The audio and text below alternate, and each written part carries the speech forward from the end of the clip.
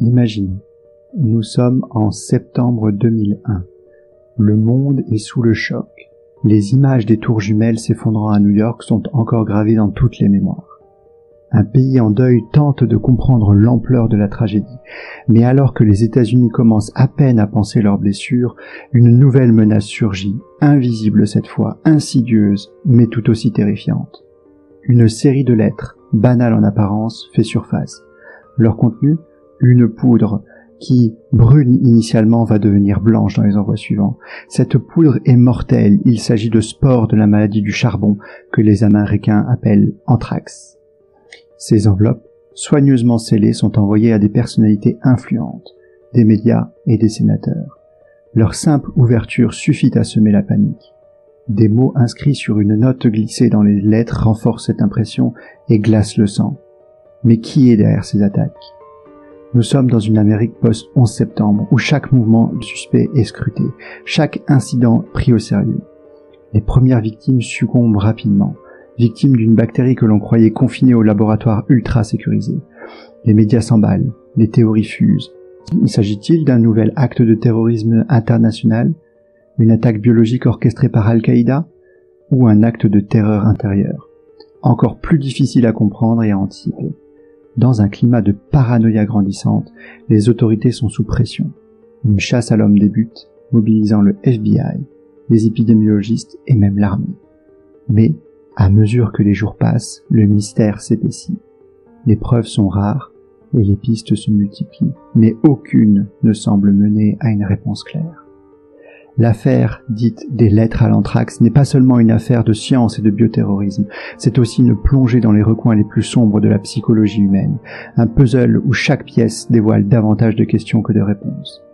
Pendant plusieurs années, cette affaire a hanté l'Amérique, ses experts et ses citoyens, mêlant tragédie personnelle et enjeux géopolitiques. Aujourd'hui, plus de 20 ans après les événements, revenons ensemble sur cette énigme. Que s'est-il passé ? Qui était derrière ces attaques et pourquoi ? Et surtout, qu'avons-nous appris ou non de cette crise sans précédent ?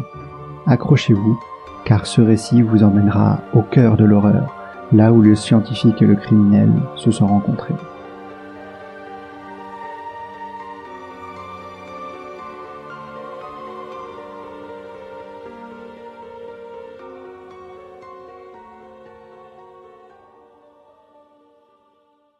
Vous écoutez Medicine City, le podcast de True Crime médical francophone qui explore les recoins les plus sombres de la cité médicale humaine. Je suis Falsi Parent. Et moi Bloody Nurse. Nous sommes mariés dans la vraie vie, pour le meilleur et surtout pour le pire, et grands amateurs de podcasts. Nous avons décidé ensemble de nous lancer dans cette aventure. Je suis préleveuse de sang professionnelle, fan de transfusion et enquêtrice amateur. Et moi, je suis médecin professionnel, et comme Bloody Nurse, également criminologue amateur. Oh oui, même si des deux, c'est bien toi le psychopathe. À chacun son hobby, à toi le sang, à moi l'âme des hommes. Alors, si vous souhaitez nous entendre vous raconter les crimes, les scandales ou encore les affaires les plus sordides de la médecine, vous êtes ici, chez vous. Mais je vais de suite faire une mise en garde pour vous, chers auditeurs. Compte tenu des sujets abordés, nous ne recommandons pas l'écoute de ce podcast à un public non averti. Nous essayerons de vous prévenir des moments les plus difficiles, même si l'idée n'est pas de faire dans le sensationnalisme. Ou le partage de recettes funestes. Non, ça c'est sûr, on n'est pas un blog de cuisine ici. Mais sur ce Bloody Nurse, ne serait-il pas temps d'enfiler nos blouses, nos stétos, et de nous plonger dans l'univers aussi fascinant que sombre de la santé médicale humaine et de ceux qui la pratiquent ? Allez, Falsi Parone, allons-y. Mais juste avant, pensez à vous abonner à nos réseaux sociaux, nous laisser des likes et commentaires. Oui, ou encore de rejoindre notre Patreon où vous trouverez du contenu bonus additionnel au fur et à mesure des épisodes et des saisons. Mais sur ce, je crois qu'il est temps de passer les portes de la ville, et c'est parti. Et bonsoir à tous. Comment tu vas, Bloody Nurse ? Bonsoir à tous, très bien, et toi ? Très bien aussi, journée chargée au travail, et puis content d'enregistrer notre premier épisode ensemble. Et ouais, ça y est. On commence en hiver, mais en pleine chaleur. En hiver, en pleine chaleur. 30 degrés, on a très chaud. Eh oui. Car il faut dire pour nos auditeurs que nous habitons dans l'hémisphère sud et qu'au moment où vous avez froid l'hiver, nous avons chaud l'été. Voilà. Dis-moi, Bloody Nurse, tu te souviens de ce que tu faisais en septembre 2001 ? Tu parles vers le 11 septembre ? vers le 11 septembre et dans les jours qui suivaient. Oui, je m'en souviens très très bien. J'étais en en seconde, pardon. Et je rentrais Je vous laisse faire les calculs pour ceux qui sont... Oui, j'étais au lycée. Et je me souviens très bien, je rentrais du collège, on avait eu un contrôle surprise en mathématiques, je m'étais, mais alors ramassé bien comme il faut. Je rentre avec le nœud au ventre, et là je vois ma mère scotchée devant les écrans, et puis on voit ce que tout le monde voit, hein, les tours jumelles qui se sont effondrées. Et là, voilà, c'était le choc pour tout le monde, quoi.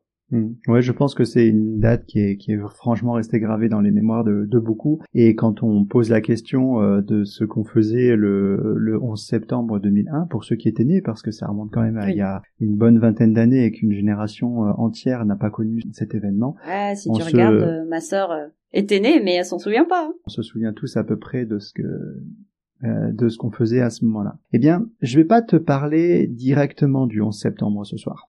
Je vais te parler de quelque chose qui a suivi de peu cet épisode, et quand je dis suivi de peu, c'est vraiment suivi de peu, tu vas le voir, puisqu'on va parler de l'affaire dite des lettres à l'anthrax. On en a tous entendu parler, hein. Voilà, qui a suivi d'une semaine ces attentats, et que je trouvais intéressant de prendre comme premier sujet pour faire entrer notre podcast dans sa saison 1. Et pour ça, je voulais forcément quelque chose d'assez complet et qui parle un peu à tout le monde, parce que je pense qu'on a tous des souvenirs de ce moment-là, y compris de cette affaire là, parce que ça n'a pas été qu'une affaire immédiatement américaine. Elle a eu des conséquences mondiales.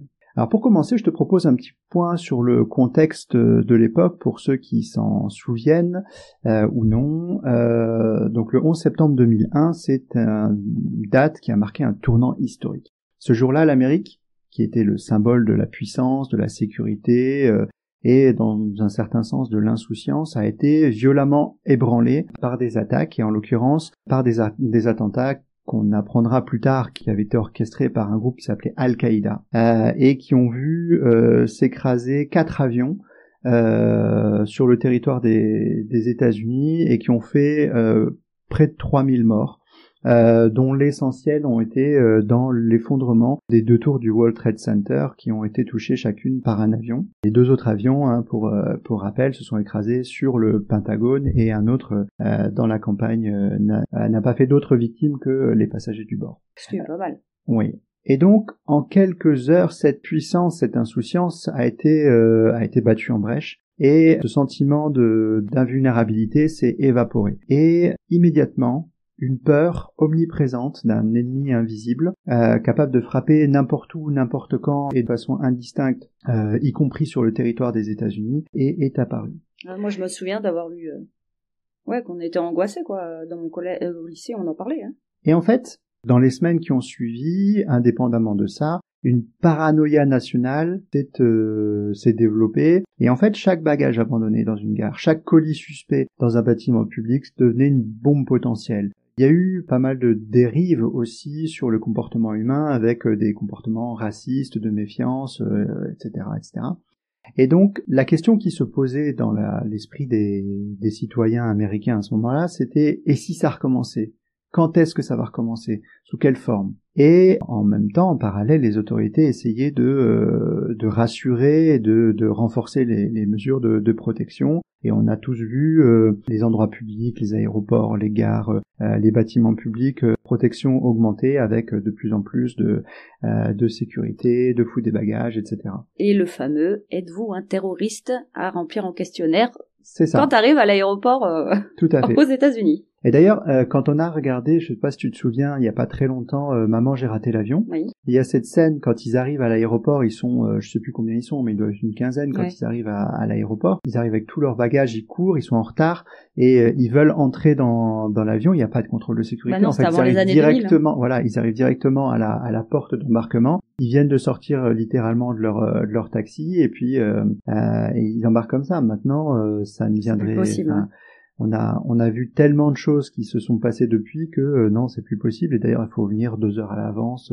Parfois, ça suffit même pas. Enfin voilà. Donc cette paranoïa à ce moment-là a vraiment fait florès et est devenu quelque chose de monumental. Et donc, c'est dans ce contexte-là qu'a commencé à se développer dans l'esprit des gens la possibilité, parce qu'un certain nombre d'experts ont commencé à en discuter, y compris sur les médias, il n'y avait pas de réseau social à l'époque, c'était les médias, on a parlé du bioterrorisme. Et ces experts qui travaillaient dessus depuis des années ont dit oui, il peut y avoir aussi des attaques à base de virus, à base de bactéries, de toxines, et ça peut tuer par milliers les gens.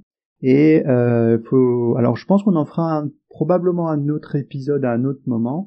Quelques années avant, dans le métro de Pékin, il y a eu l'attaque par la secte Aoum au gaz sarin qui avait fait des morts. Et donc il y a les choses s'agglomérant dans l'esprit des gens, le bioterrorisme est devenu une menace importante. Et on va voir que c'est sur ce terreau-là que se développe toute cette affaire. Puisqu'une semaine plus tard, on va en parler tout à l'heure, des lettres contenant des spores d'une maladie mortelle ont été envoyées et ont été utilisées comme armes.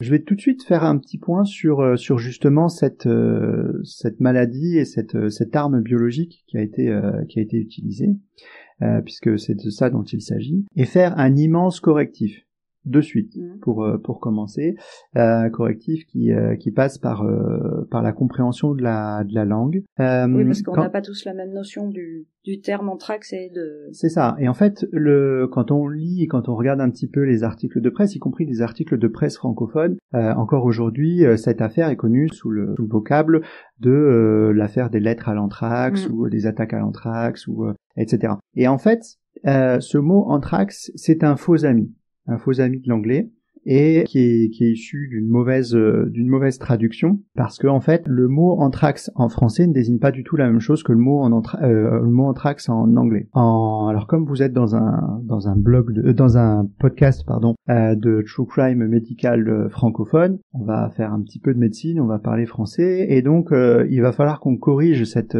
erreur-là. Le terme anthrax en France donc existe et désigne une maladie qui est due à un staphylocoque doré qui atteint ce qu'on appelle les follicules pilosébacés, c'est en gros la racine des poils qu'on a sur la peau, et s'y développe des petits abcès qu'on appelle des furoncles, et ces petits, ne googlez pas forcément les images, vous allez pas forcément vouloir aimer voir ça. Et en fait ces petits furoncles là s'agglutinent en petits conglomérats comme ça, et finissent par faire nécroser la zone. Et cette nécrose, c'est pour le dessert, ça. Voilà, c'est ça. Et cette nécrose, donc ça donne une sorte de magma noir comme ça, et qui, dans l'esprit des gens qui ont vu ça la première fois et qui n'avaient pas forcément la culture médicale ou autre, parce que c'est une maladie qui existe depuis très longtemps, leur a fait penser à du charbon. Et donc cette maladie a été dénommée anthrax pour cela. Pour les Français, donc.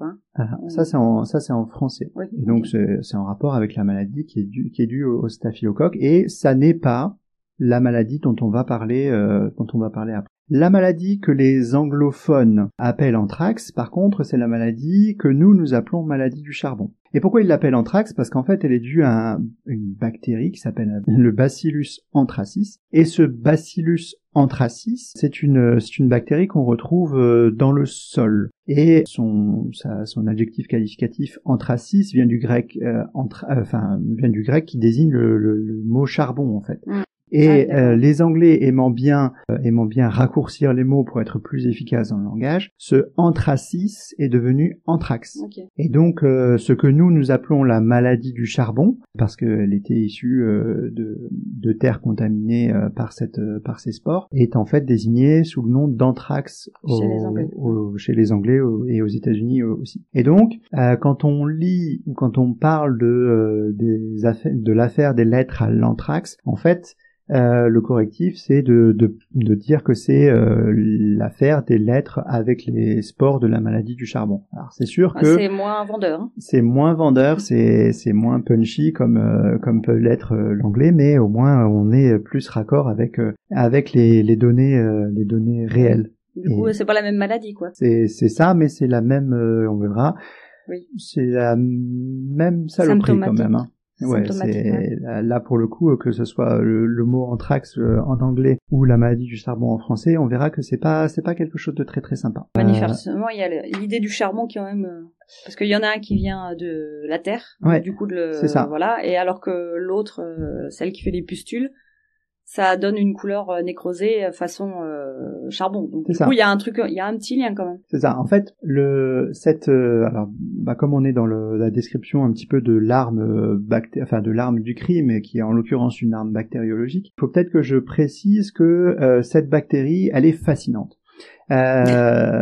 Littéralement pour nous soignants.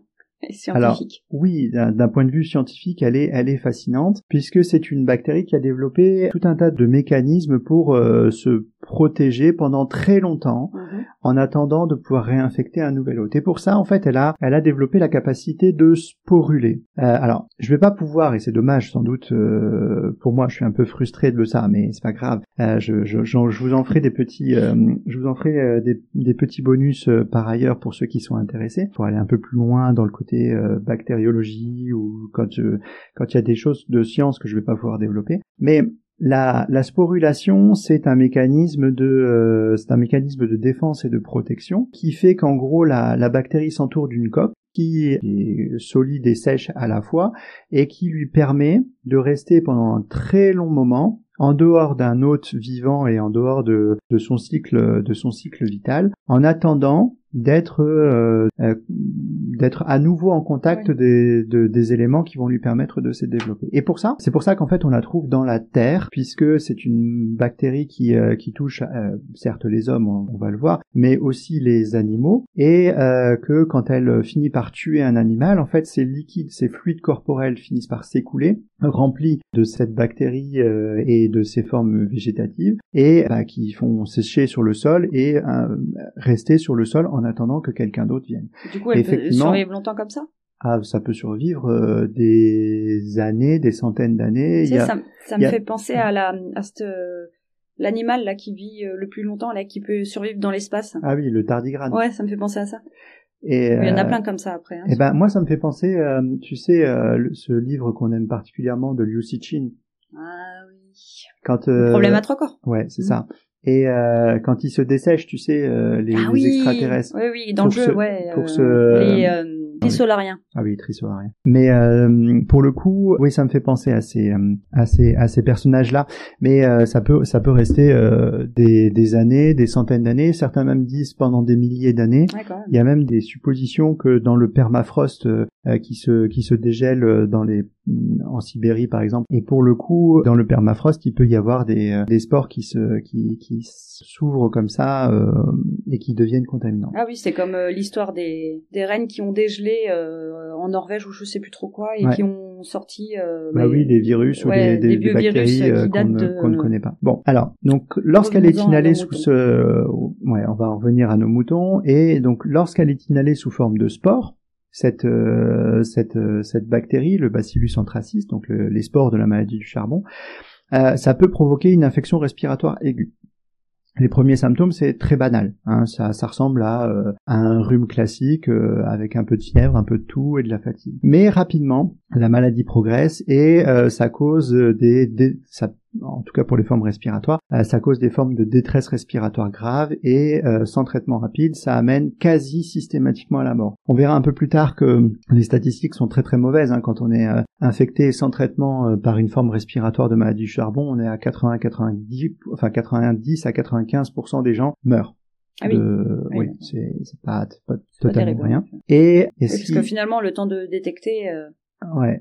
Et alors ça donne c'est là où alors pour le coup ça la rend intéressante d'un point de vue bioterroriste cette maladie-là, parce que il y a le côté pernicieux de quelque chose qui est inoculé de façon un peu invisible comme ça, avec des symptômes banals et avec une dégradation hyper rapide et qui conduit rapidement à la mort. Et ça peut être avec une mort assez graphique en plus, et ça peut renforcer l'idée que les terroristes peuvent utiliser. D'autant plus que l'incubation de ces spores-là, une fois qu'on les a digérés, enfin inhalés ou digérés, ça va de quelques jours à 60. Donc en fait, on a entre l'inoculation, le moment où on est au contact et le moment où ça se développe, il y a cette incertitude qui peut aller jusqu'à 2 mois, qui est énorme en fait. Oui, tu m'étonnes. Et donc voilà, ça se développe. Et cette forme, enfin ce développement explosif, exponentiel, en fait, c'est dû à une autre particularité fascinante de la bactérie, je trouve. C'est ce qu'on appelle les facteurs de virulence en bactério. Là aussi, je suis frustré parce que je vais pas pouvoir vous expliquer en long, en large et en travers ce que c'est qu'un facteur de virulence, mais je vais essayer de vous expliquer ce que sont les facteurs de virulence de cette bactérie-là pour que vous compreniez au maximum ce dont il est question. Parce qu'on, mine de rien, on est en train de décrire l'arme du crime et qu'on n'est pas toujours habitué à voir ce genre d'arme du crime-là. Eh bien, en fait, les facteurs de virulence de cette bactérie-là sont le fait de ce qu'on appelle des plasmides. C'est-à-dire qu'en fait, des morceaux d'ADN qui sont à disposition dans le corps cellulaire de la bactérie et qui, une fois qu'ils sont inoculés dans une cellule qui contient le matériel nécessaire pour les dupliquer, va faire à cette cellule, donc la cellule infectée, tout un tas de trucs qui vont enchaîner des éléments en cascade, et une cascade qui va être souvent mortelle. Et donc ces deux petits morceaux d'ADN qui sont inclus et qu'on appelle des plasmides de Bacillus anthracis. Je vais déjà commencer par le second. Alors le premier s'appelle POX1, le second s'appelle POX2, et je vais vous parler du second avant de vous parler du premier. Vous allez voir pourquoi. Il faut savoir ménager le suspense. Le second va organiser ce que je vais pouvoir vous définir comme la défense immédiate et au long cours de la bactérie contre les événements ultérieurs. Immédiate, parce qu'en fait, il va coder les éléments, il va faire en sorte de mettre en place les éléments dans la cellule infectée pour limiter la réponse immunitaire. C'est la réponse que le corps envoie ou met en œuvre pour limiter la prolifération bactérienne.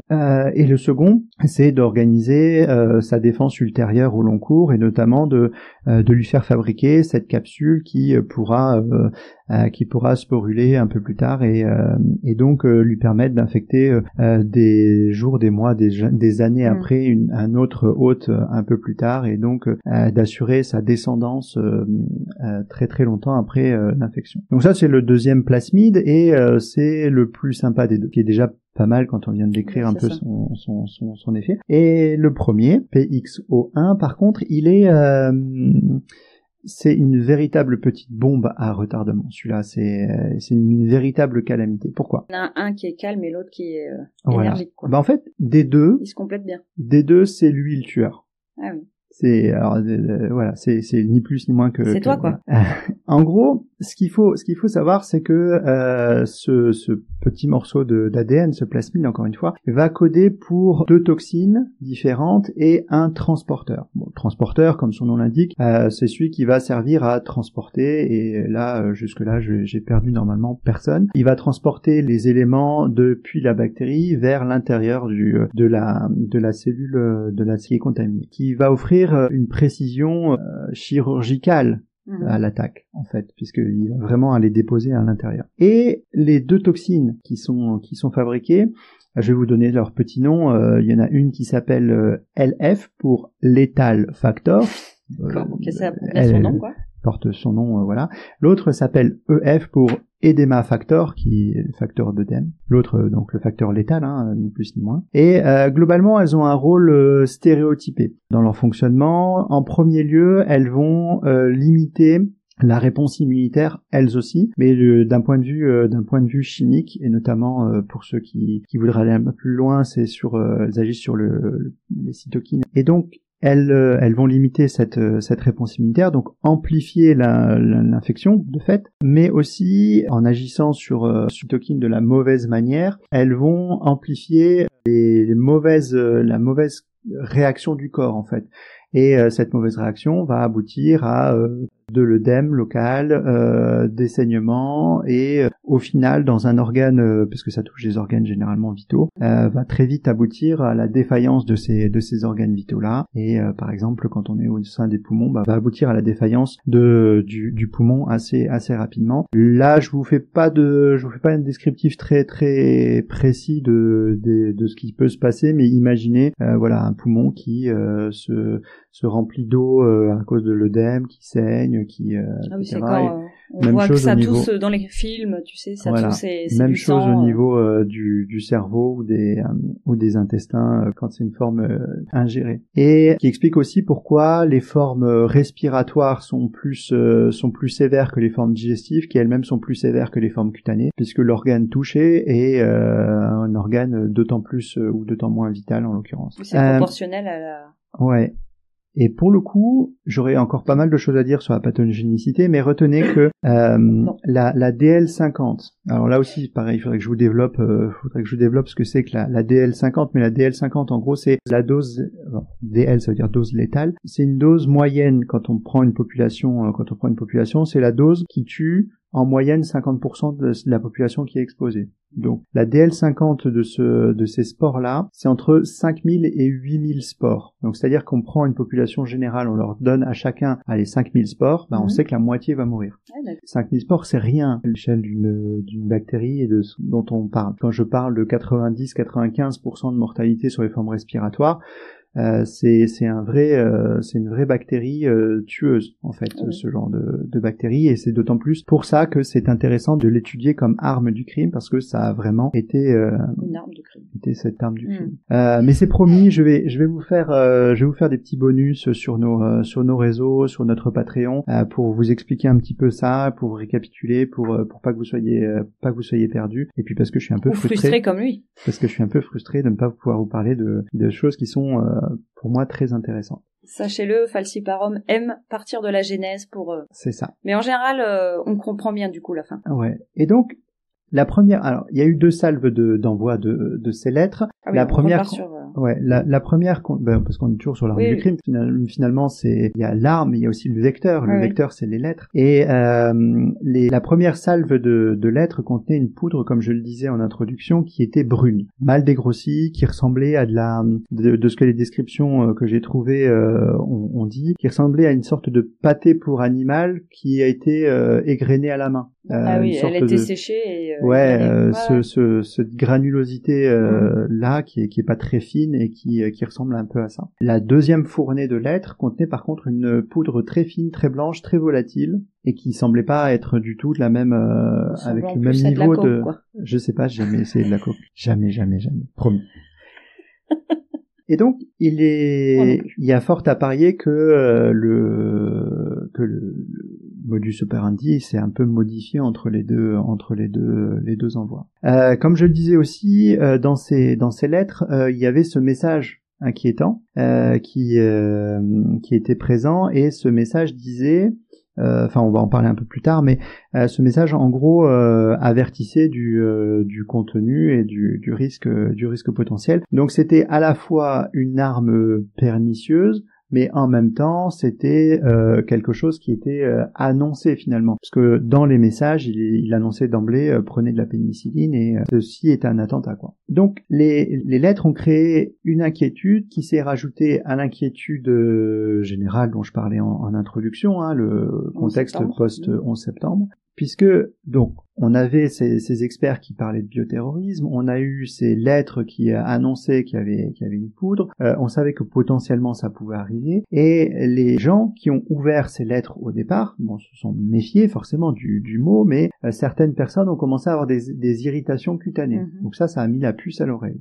Et donc ça a créé une inquiétude qui est passée au stade panique quand, au début du mois d'octobre, en Floride, un homme nommé Robert Stevens est décédé, peu de temps après être rentré en hospitalisation pour des symptômes respiratoires, et avec une dégradation extrêmement rapide, et une mort qui était initialement de cause inconnue. Mais le contexte Et le fait qu'il ait été au contact parce que c'était un journaliste qui travaillait avec les journaux qui ont reçu les lettres. Donc mis bout à bout, en fait, on s'est dit tiens, il a été exposé, donc ils ont fait des tests, effectivement c'était l'anthrax. Bon, ça n'a pas suffi à pouvoir le sauver, et donc oui, il est mort 4 jours après être entré à l'hôpital avec un tableau qui globalement était celui d'une défaillance multi-organes, avec un tableau respiratoire et digestif très marqué. Excuse-moi, juste sur la couleur, tu sais, tu parlais de la couleur, il y avait les marronnées un petit peu au début, puis après les blanches. Ouais. C'était la même chose quand même. Ouais. Du coup. C'était les mêmes. Alors. Du coup, c'est juste que. Alors il y a dans l'enquête, on va tout à l'heure parler de l'enquête, mais dans l'enquête, il y a eu une confusion. Enfin, disons qu'il y a eu une surinterprétation à un moment sur le côté l'enrichissement entre guillemets de la seconde version. Et ils ont même pensé que c'était un anthrax militaire, enfin un anthrax, les spores de la maladie du charbon militarisés, comme il a été dit à un moment, avec un vecteur particulier qui était de la poudre de silicium pour que ce soit irritant au niveau des poumons et que ça pénètre plus facilement. Au final, bon là je spoil beaucoup, mais au final tu verras que c'est pas si évident que ça, et que même aujourd'hui c'est pas si évident que ça d'avoir des certitudes sur ça. Ah oui, d'accord. C'est deux formes différentes. La seconde a été beaucoup plus pathogène que la première, ça c'est une évidence, parce que la blanche. La blanche a été parce qu'elle a été plus volatile, elle a fait plus de dégâts, donc elle a été plus efficace. Mais en tout cas sur la pathogénicité, mais c'est tout ce qu'on peut en dire, quoi. D'accord. Donc ce journaliste qui est décédé. Voilà, et donc ça crée la panique, et puis d'autant plus que donc c'est un journaliste, que ses collègues journalistes relaient d'autant plus. Enfin en fait, ça touche le cœur du système de résonance de l'époque, forcément. Donc une maladie assez graphique, un contexte assez lourd, etc. Et puis un journaliste qui est décédé, donc forcément ça emballe la machine. Et donc ça crée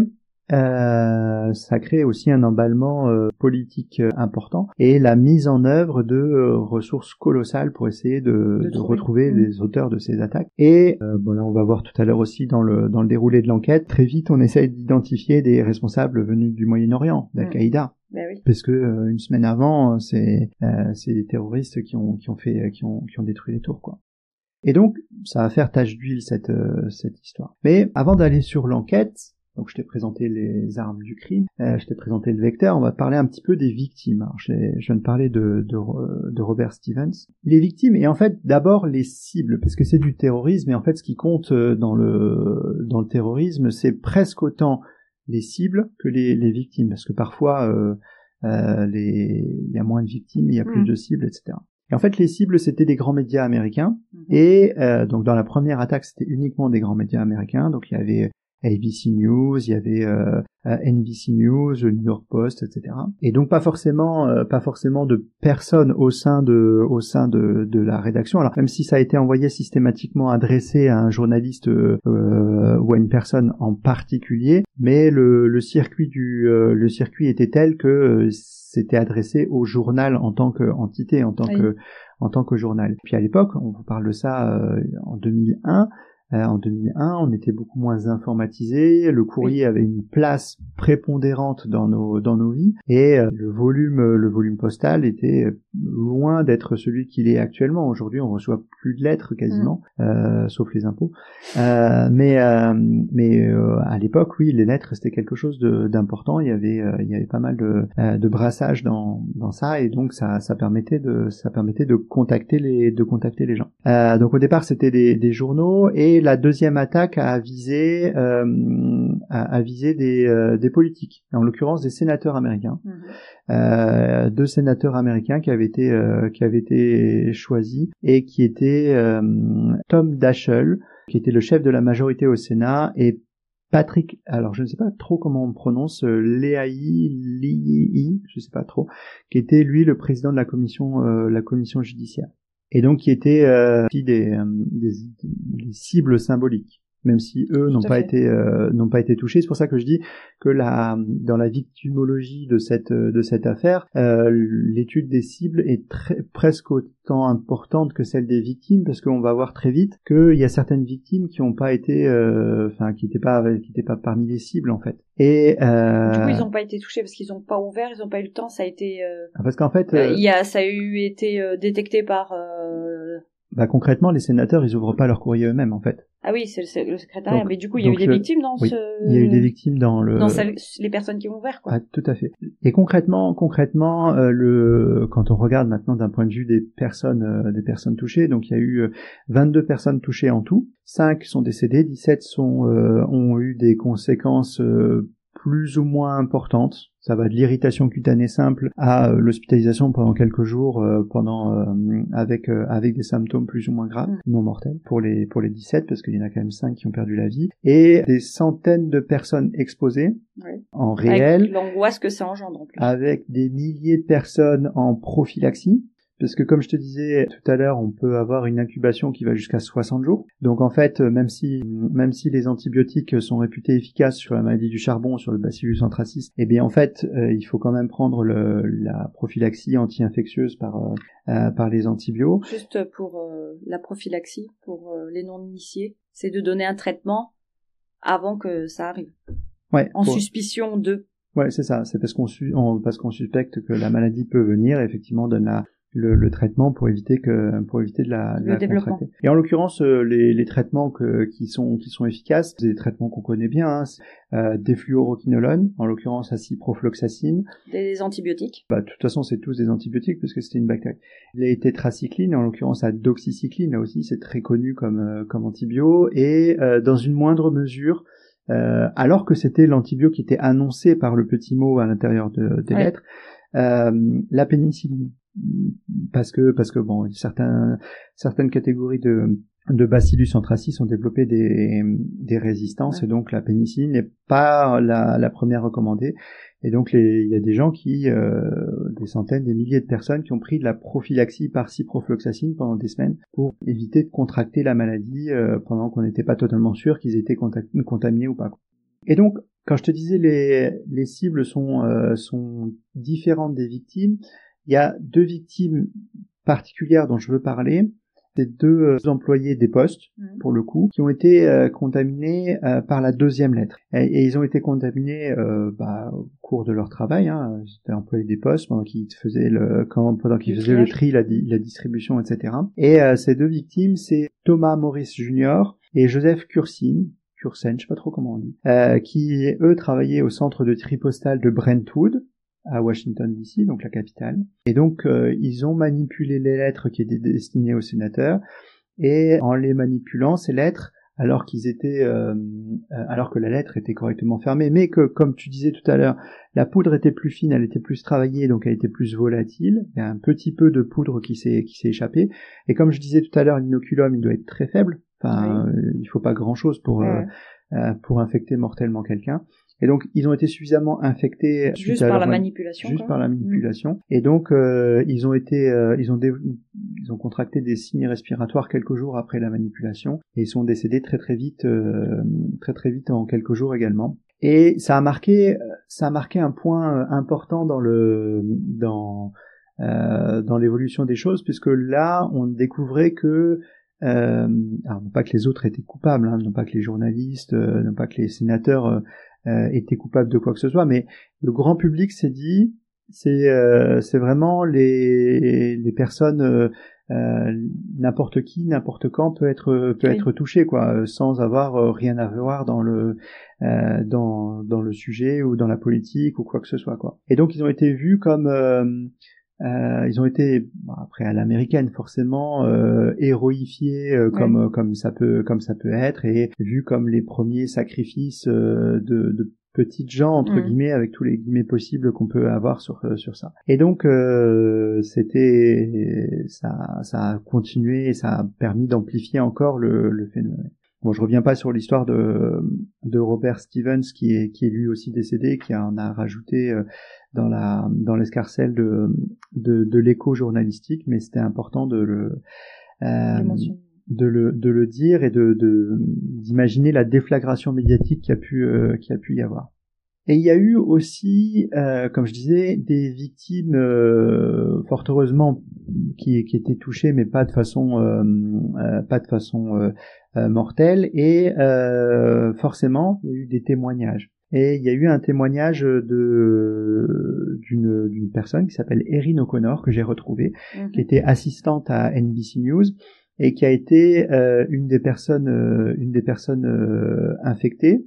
Alors elle était l'assistante d'un journaliste qui s'appelle Tom Brokaw, à qui une des lettres était nommément envoyée, et donc elle a ouvert son courrier, et en fait c'était elle qui a développé parmi les premiers symptômes cutanés. Sauf qu'en fait elle a développé des séquelles physiques douloureuses en lien avec cette infection cutanée, et puis forcément des séquelles psychologiques importantes. Et donc son témoignage a fait ça peut encore être les séquelles 20 ans après, c'est toujours possible? Bah en tout cas sur les séquelles, les lésions neuropathiques, oui, tu peux avoir des douleurs résiduelles. Ouais. Et de toute façon, après, il y a eu un traumatisme psychologique d'avoir été victime d'une attaque terroriste qui lui aussi renforce le phénomène. Et donc son témoignage a fait pas mal le tour aussi des différents médias et des différents organes de presse qu'il pouvait y avoir. Et puis on est aux États-Unis, et donc aux États-Unis, les choses finissent rapidement devant la justice. Il y a eu des procès intentés de familles de victimes, etc. Contre l'État, voilà. Et donc tout à l'heure je parlais de Thomas Morris Jr. et de Joseph Skursen. Leurs familles ont dénoncé publiquement le manque de protection des employés des postes dans le travail. C'est compliqué quand même à gérer ça. Oui, non? Ouais, c'est compliqué, ouais. Mais c'est à l'américaine, donc le procès, c'est une évolution naturelle de quelque chose qui va pas, en fait. On a probablement, nous, en France, un rapport un peu différent avec ça. Mais donc on touche pas à la population américaine. Okay. C'est ça. Ok. Mais voilà, il y a eu ces doléances là publiques et devant le système judiciaire. C'est donc par ça qu'on a eu un peu la vision de ce qu'ont été les victimes. Encore une fois, je rappelle que on a eu 22 touchés, 5 morts et 17 on va dire blessés directs par l'attaque. Un nombre incalculable de gens qui ont été touchés de façon indirecte et puis des gens qui ont été traumatisés aussi. Donc ça c'est les victimes en elles-mêmes. Je vais parler maintenant des conséquences de l'attaque, parce qu'il y a eu des conséquences autres que sur des victimes humaines. Et en fait, donc bon, j'ai parlé tout à l'heure des conséquences médiatiques et politiques. Ce qu'il faut savoir, c'est que il y a eu, en dehors des mesures de protection qui ont été mises en place dans les lieux publics, les lieux qui ont été directement contaminés, qui ont été directement infectés, ont subi un bouclage. En règle, hein, avec comme dans les films, hein, les gens qui arrivent en tenue NRBC. Alors NRBC, ça veut dire les tenues de protection maximale contre le risque nucléaire, chimique, bactériologique.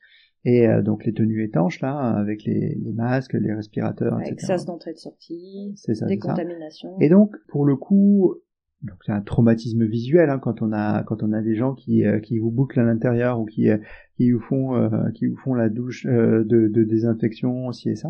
Et ce qui est important de savoir, c'est que dans l'attaque, donc la première attaque a eu lieu le 18 septembre, hein, pour rappel, et la seconde a eu lieu le 9 octobre. Le 9 octobre, c'était au Sénat. Et en fait, et ça c'est un truc que j'ai appris en étudiant l'affaire, c'est que c'est la seule fois où le système parlementaire américain, alors probablement avant les histoires de Trump au dernier mandat, etc. Mais c'est la seule fois jusque-là où le système parlementaire a été bloqué, puisqu'en fait, la seconde enveloppe, quand elle a été ouverte dans les bureaux du Sénat, la poudre étant tellement fine, donc elle a contaminé des gens, hein, de toute façon, elle a été suffisamment fine pour contaminer les postiers juste avant.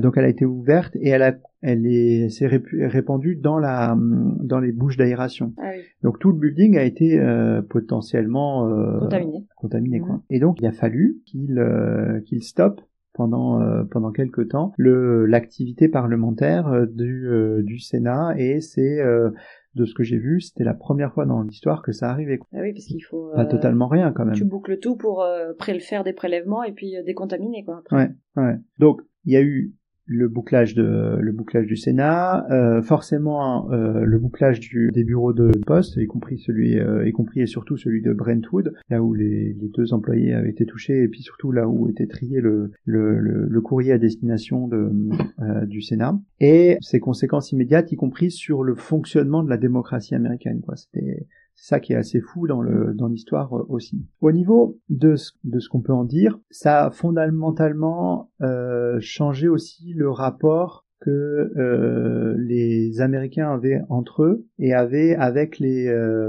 lieux publics, parce que en plus c'est un pays très libertarien parfois, et pour le coup ils ont été confrontés à des fouilles, à des suspicions, et c'était un vrai climat de défiance quoi qui s'est étendu aux citoyens ordinaires. Et encore une fois, quelques semaines avant, c'était le pays de l'insouciance et le pays où tout était possible quoi, alors que là le moindre geste, le moindre sac, la moindre lettre qui s'ouvre, c'était le geste qui pouvait tout faire basculer. Et ça, clairement, c'est pas quelque chose qui est resté que aux États-Unis, parce que nous aussi, on a été concernés. Nous aussi, il y a eu des petits plaisantins qui envoyaient des lettres avec de la farine. Nous aussi, on s'est mis, alors bien entendu, dans les conséquences du 11 septembre, à regarder s'il n'y avait pas des lettres piégées, etc. Bon, nous, on avait une histoire avec le terrorisme national. Hein. On avait eu des attentats dans le métro à Paris. On avait eu pas mal de choses déjà. Mais